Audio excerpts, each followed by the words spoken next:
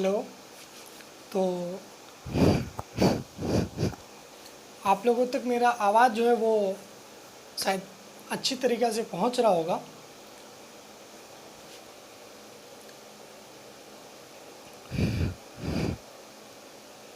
तो अभी तक हम लेक्चर 3 कर चुके थे। लेक्चर 1 2 3 अभी जो है प्रोबेबिलिटी का वो हम अभी तक कर लिए थे। ये हमारा लेक्चर 4 होगा प्रोबेबिलिटी का। हम कुछ छोटी छोटी बातें हैं जो हम चर्चा कर चुके थे उस टॉपिक पे। तो अब जो है हम इस लेक्चर में प्रॉब्लम्स प्रैक्टिस करने की कोशिश करेंगे। तो आप लोगों से एक मेरा निवेदन है कि आप जो है वो सारे वीडियोस को देखें जो प्रीवियस मेरे वीडियो हैं, जैसे मतलब लेक्चर 1 लेक्चर 2 लेक्चर 3 देखें। उसके बाद फिर आप इस वीडियो को देखेंगे तो आपसे ये क्वेश्चन जो सारे हैं वो बन सकते हैं। इसीलिए आप प्लीज़ हमारे प्रीवियस वीडियो को पहले प्रीफर करें, पहले उसको वीडियो देखें फिर आप इस लेक्चर को देखें, ठीक है। तो ये हमारा लेक्चर 4 है प्रोबेबिलिटी का। तो हम स्टार्ट करना चाहते हैं क्वेश्चन प्रैक्टिस से। तो क्वेश्चन स्टार्ट कीजिएगा।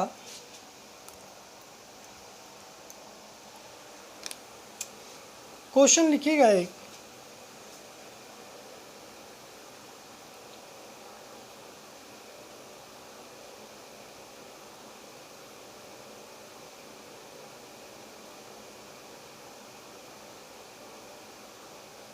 धीरे धीरे हम अपनी लेवल को इंक्रीमेंट करेंगे। ये हमारा लेक्चर 4 है, इसलिए अभी हम स्टार्टिंग कर रहे हैं तो बहुत इजी प्रॉब्लम्स करेंगे। ये जब आपको लेक्चर 21 तक जाएंगे तो आपको फील होगा कि आपका जो बुक्स है उसका जो कंटेंट है वो फीका पड़ रहा है इस वीडियो के सामने। तो अभी लेक्चर 5 लेक्चर 10 तक जो है वो आपके बुक्स को पहले हम देख करके उसके प्रीव्यू उसके दायरे तक के ही हम प्रॉब्लम्स को करवा रहे हैं, ताकि आपको पहले अपना बुक्स जो है वो ख़त्म हो जाए, ताकि उसके बाद आपका कॉन्फिडेंस जगे कि ये वीडियो जो है वो बाकी बुक्स के कंपेयर में बेस्ट कंटेंट मिल रहा है इस वीडियो में। तो प्रॉब्लम्स लिखिएगा। ये बात हम अभी बताए थे आपको कि जैसे कोई एक डाइस है, ये लूडो का डाइस है। डाइस शब्द का मतलब होता है लूडो का डाइस। जब भी आपको डाइस दिखे तो आप समझना है आपको लूडो का डाइस, ठीक है। तो ये डाइस के बारे में हम आपको ये बात बता चुके थे।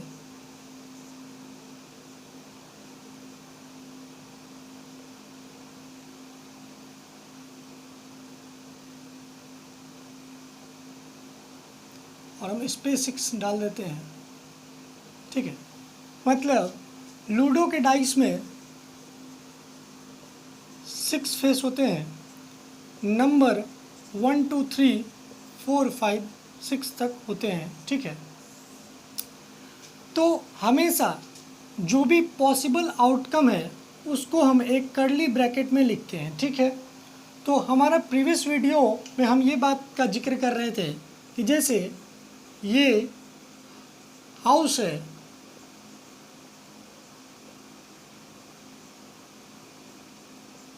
डायग्राम थोड़ा हो सकता है कि उतना बेटर ना हो, लेकिन आपको समझ में आए ये काफ़ी है।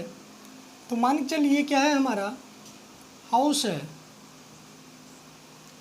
और इस हाउस में जो भी लोग हैं उनको हम फैमिली मेम्बर कहते हैं।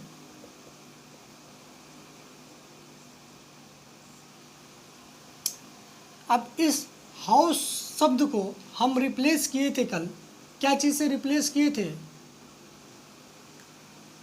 सेट्स। तो वैसे ही हम हाउस की तरह फिगर बना लिए इसको, और जो फैमिली मेम्बर थे उस फैमिली मेम्बर को हम रिप्लेस कर दिए थे क्या चीज़ से? प्रीवियस वीडियो देखिए आपको पता चलेगा, एलिमेंट से, ठीक है। तो इस सेट्स के अंदर जो भी नंबर या वैल्यूज़ हैं वो क्या है? एलिमेंट है, ठीक है। तो प्रोबेबिलिटी जो है, ये बताने का मेरा मकसद ये है कि प्रोबेबिलिटी जो होता है उसका जो भी पॉसिबल आउटकम्स होते हैं इनको हम एक कर्ली ब्रैकेट में इसलिए रखते हैं क्योंकि 1 to 6 जो भी नंबर है उनको हम एक सेट्स के अंदर डालते हैं, जैसे 1 2 3 4 5 6। तो इन सारों को हम क्या कर दिए, एक सेट्स के अंदर में डाल देते हैं। तो ये हमारा क्या हो गया, सेट। और इसके अंदर जो भी एलिमेंट है या जो भी नंबर है उनको हम क्या बोलते हैं, एलिमेंट। और जो भी एलिमेंट प्रेजेंट होंगे इस नंबर में उनको हम कर्ली ब्रैकेट के अंदर डाल देते हैं, ठीक है। जैसे आपको 1 2 3 4 ये स्मॉल ब्रैकेट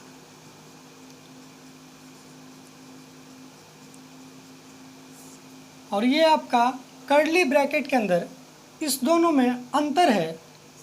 इस दोनों में अंतर ये है कि कर्ली ब्रैकेट के अंदर जो भी नंबर आपको दिख रहे हैं वो किसी सेट्स के एलिमेंट है, और जबकि ये स्मॉल ब्रैकेट में जो भी नंबर दिख रहे हैं वो एक बेसिकली नंबर है जो वैल्यूज़ 1 2 3 4 आ रहे हैं।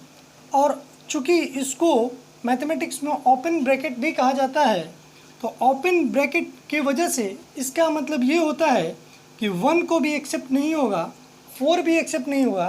तो इसका मतलब 2 और 3 केवल जो है वो इसके वैल्यू को सेटिस्फाइड करेंगे, 1 और 4 सेटिस्फाइड नहीं करेंगे।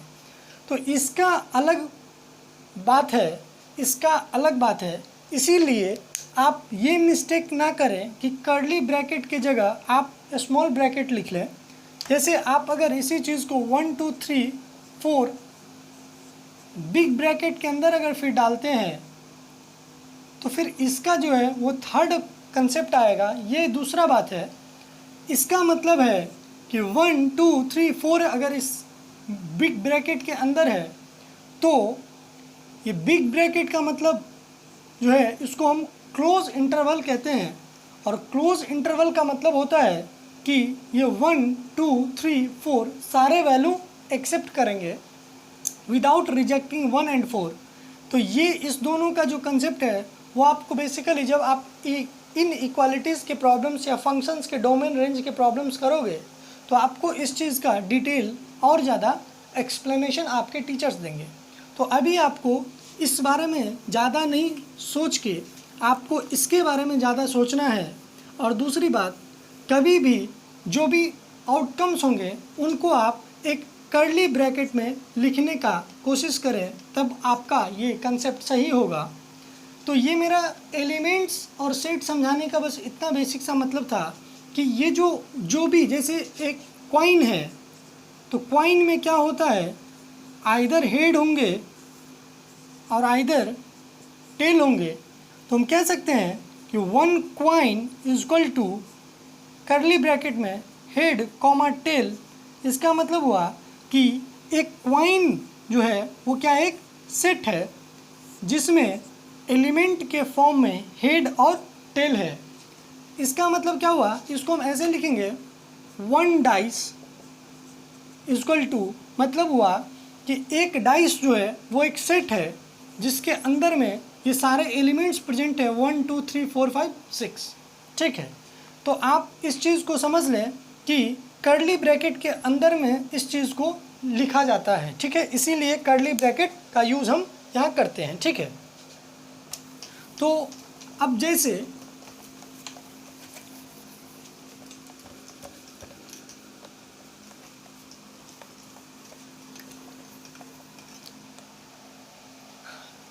आपसे प्रॉब्लम्स जैसे ऐसे पूछ रहे हैं, क्वेश्चन लिखिएगा कि फाइंड द प्रोबेबिलिटी, आपका प्रॉब्लम्स है find the probability of getting more than the sum 4 when a dice is thrown. इसका मतलब कि जब एक डाइस को थ्रोन किया जाता है, फेंका जाता है, तो उसके सम का जो वैल्यूज़ है वो 4 से ज़्यादा आने की प्रोबेबिलिटी क्या है। मतलब समझाने का ऐसा मतलब है, अगर सम, तो सम हमेशा होता है 2 नंबर का, लेकिन यहाँ पे क्या एक डाइस है।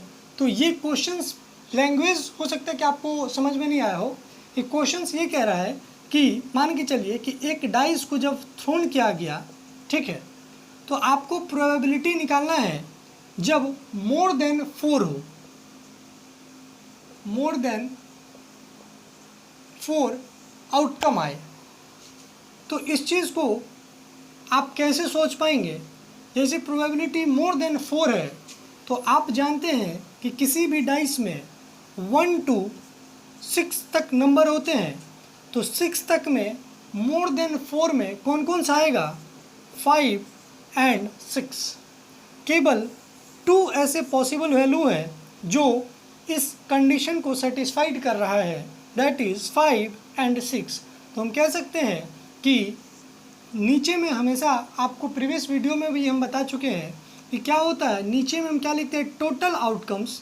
टोटल आउटकम्स मीन्स जो भी उसके पॉसिबल आउटकम्स हैं, तो 1 to 6 पॉसिबल है, इसका मतलब 6 पॉसिबल आउटकम्स हैं, जिसमें से नंबर ऑफ पॉसिबल आउटकम्स जो इस कंडीशन को सेटिस्फाइड करना है, तो मोर देन 4 के लिए क्या लेंगे? ओनली 2। तो ये हमारा प्रोबेबिलिटी निकल के आएगा 1/3। तो ये चीज़ आपको समझ में आया होगा। तो आप इसको क्वेश्चन नंबर 3 के फॉर्मेट में ले सकते हैं। हम अपना लेवल ग्रेजुअली इंक्रीज करेंगे। अभी आप मान के चलिए कि आपका जो लेवल है वो इस पॉइंट पे है, और कुछ टाइम के बाद आपका लेवल पीक पे होगा, लेकिन इसके लिए आपको टाइम देना होगा, ठीक है।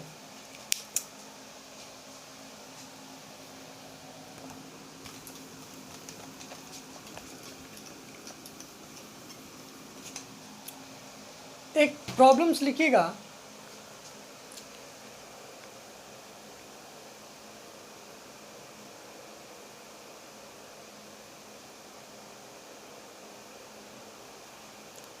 A dice is thrown once. Find the probability of getting an even prime। First में, इसका फर्स्ट पॉइंट में लिखिएगा, फर्स्ट पार्ट है इसका, फाइंड आउट करना आपको an even prime number, and second में लिखिएगा ए मल्टीपल ऑफ 3। तो ये छोटी छोटी जो इलस्ट्रेशन है उसको आप आराम से बना सकते हैं। तो इसमें क्या है, एक डाइस को 1 टाइम फेंका जा रहा है, तो आपको फाइंड आउट क्या करना है? Probability of getting even prime number. और सेकेंड कंसेप्ट आपसे पूछ रहे थे कि probability of getting multiple of 3। तो फर्स्ट का अगर हम आपको कंसेप्ट समझाएं, तो हम प्रीवियस वीडियो में बता चुके थे कि प्राइम नंबर क्या होते हैं? जो नंबर 1 से और खुद से डिविजिबल हो, लेकिन 1 और वो खुद इक्वल नहीं होना चाहिए, इसीलिए 1 को प्राइम नंबर हम नहीं कहते हैं। तो डाइस में 1 2 3 4 5 6 टोटल पॉसिबल आउटकम्स हैं। तो अगर गेटिंग इवन प्राइम नंबर निकालना है, तो टोटल 1 2 3 4 5 6 में टोटल प्राइम नंबर कौन से होंगे? तो हम लिख सकते हैं 2 3 5, जिसमें से अगर आप देखें तो ये और ये जो है वो ओड प्राइम नंबर है, केवल 2 जो है वो इवन प्राइम नंबर है। तो इसीलिए मेरे पास नंबर ऑफ पॉसिबल आउटकम्स केवल 1 है, इसीलिए इसका जो प्रोबेबिलिटी होगा फर्स्ट पॉइंट का, वो क्या होगा? 1/6, ठीक है। बहुत सारे ऐसे बच्चे होंगे जिनके ब्रेन में ये कंट्राडिक्शन आएगा कि सर 1/6 की जगह ये होना चाहिए कि हमारे पास 3 प्राइम नंबर है, 3 प्राइम नंबर है, तो हम नीचे 3 लिखें और उनके ऊपर 1 लिखें, ये होना चाहिए। तो ये आप गलत सोच रहे हैं। क्यों? क्योंकि हमें ये देखना होता है कि टोटल नंबर ऑफ एलिमेंट्स उस स्पेस में कितने लाइज कर रहे हैं, उसके बाद हम इस चीज़ को बताते हैं। ठीक है, टोटल नंबर ऑफ एलिमेंट्स यहाँ लिखा जाता है। ठीक है, ना कि उस कंडीशन में से हम किसी को सेलेक्ट ऊपर करेंगे और ओवरऑल नीचे नहीं डालना है, ओवरऑल सेट्स के बारे में जिक्र किया जाता है। इसीलिए 1/6 होगा इस क्वेश्चन का। इसलिए मेरा मतलब था बताने का, क्योंकि बहुत सारे बच्चे जो हैं वो इसको 1/3 बताएंगे, इसीलिए। ठीक है, तो ये क्या होगा 1/6। ठीक है, तो ये फर्स्ट नंबर क्वेश्चंस का आंसर आ गया है। सेकंड नंबर क्वेश्चंस का अगर हम आंसर देने की कोशिश करें तो सेकंड में आपसे क्या पूछा जा रहा है, सेकंड में आपसे पूछा जा रहा है कि probability of getting multiple of 3। तो मल्टीपल ऑफ 3 मीन्स क्या होता है, जैसे 3 × 1 that is 3, 3 × 2 means 6, 3 × 3 means 9, 3 × 4 means होता है 12, dot dot dot 3 × n, 3 × n equal to कितना आएगा 3n। बेसिकली ये जो नंबर है आप देख रहे हैं 3, 6, 9, 12, ये सारे क्या हैं, मल्टीपल हैं। ठीक है, तो किसी भी नंबर का मल्टीपल क्या होता है, उस नंबर को जब आप सारे इंक्रीजिंग ऑर्डर में आप नेचुरल नंबर से मल्टीप्लाई कर रहे हो तो वो आपको मल्टीपल बनते हैं। तो आप अगर इसमें पूछा जा रहा है कि मल्टीपल ऑफ 3, तो हम जानते हैं कि 1 to 6 में नीचे में 6, क्योंकि टोटल नंबर ऑफ एलिमेंट्स 6 है, जिसमें मल्टीपल ऑफ 3 कौन कौन से हैं, तो हम कह सकते हैं एक 3 है और एक 6 है। तो इसका मतलब 2/6, तो हम कह सकते हैं 1/3 ये होगा। ठीक है, तो इसका आंसर 1/3 आएगा, ना कि जो फर्स्ट का आंसर होगा वो 1/6 होगा। इस चीज़ को आपको ध्यान में रखना है और सीखना है, और इसका वैल्यू 1/3 होगा। इसीलिए ये मेरा प्रॉब्लम्स करवाने का सोच था। ठीक है, नेक्स्ट प्रॉब्लम्स को फिर लिखिएगा। ये हमारा क्वेश्चन नंबर 5 आप लिखिए इसको। क्वेश्चन नंबर 5 इस प्रकार है,